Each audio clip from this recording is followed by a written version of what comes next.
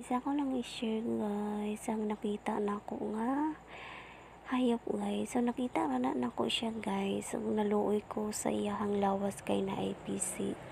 Bayawak ang pangalan ana guys. Talawan kay kumugo nitong ingana nga hayop kay mahadlok ko kay basin mamaa ko sa padiha. So kay talawan man ko guys, so mo na wa nako siya natabangan kay hadlok ko nga mapaakan ko. Yeah.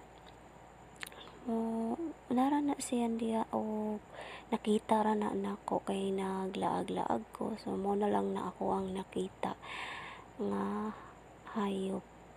So lami kay tabangan pero unsaon man kay wala koy mahimo kay talawan kay ko mugunit sa iya.